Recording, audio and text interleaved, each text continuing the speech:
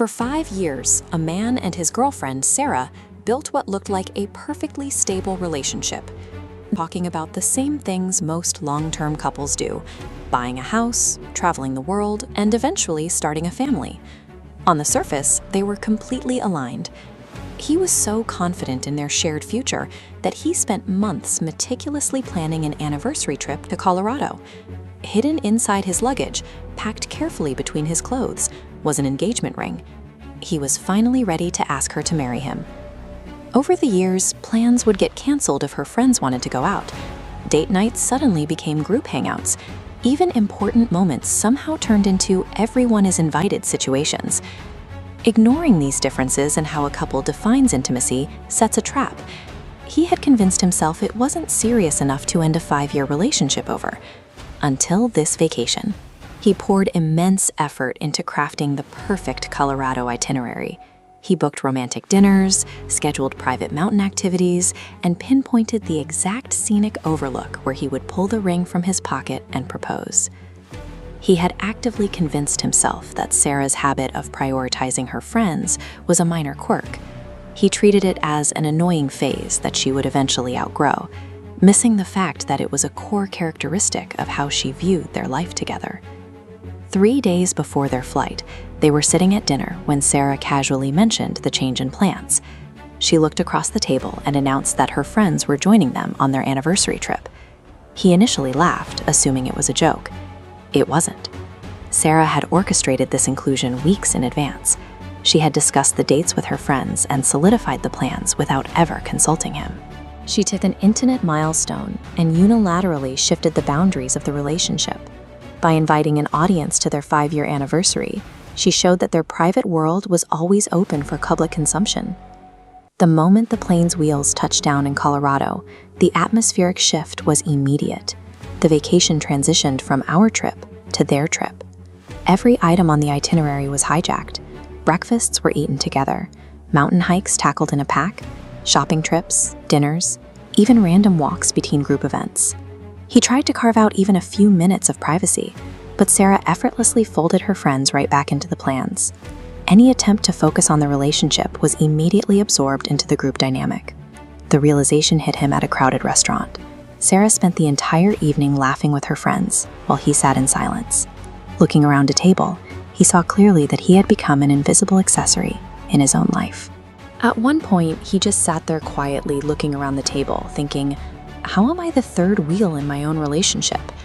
It is the specific pain of realizing you are merely the person funding and facilitating the backdrop for someone else's social life. The deepest wound from the Colorado trip wasn't the actual presence of the friends. It was Sarah's total assumption that they belonged there. She didn't feel the need to ask because, in her mind, the relationship was never supposed to be private. The weight of the situation settled in. He realized this wasn't a one-time mistake or a misunderstanding. This was the permanent hierarchy of her life. Her friends would always occupy the primary position. He realized something painful during that vacation. Her friends would always matter more than he did. Not temporarily, not accidentally, permanently. This clarity made the engagement ring in his luggage look ridiculous. The purpose of the proposal had been neutralized by the reality of the trip. Hope becomes a liability when your partner uses their actions to show you a conflicting set of values. He had spent years hoping she would change her priorities. By the time the vacation ended, he already knew the relationship was over. Sarah just didn't know it yet.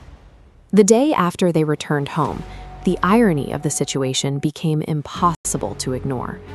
Before they could even talk about the vacation, Sarah stayed out late to see her friends again. When he finally asked how she thought the trip went, she was genuinely happy. She described the hijacked anniversary as fun and memorable for everyone, showing a total lack of awareness regarding his experience. He broke down the reality, the hidden plans, the lack of consultation, and the destruction of their milestone. He explained that if her friends had simply traveled independently, the trip might have been salvageable, but she had forced them into every single moment.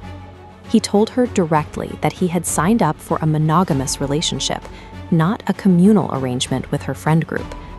Her shock at his words revealed the true depth of the problem. That statement immediately changed the mood in the room. They were operating on entirely different expectations. During the argument, he finally told her the secret he had been carrying. He asked if it had ever occurred to her that Colorado was supposed to be the trip where he proposed. Sarah began to cry, insisting that if she had known there was a ring involved, she never would have invited her friends. He rejected that defense.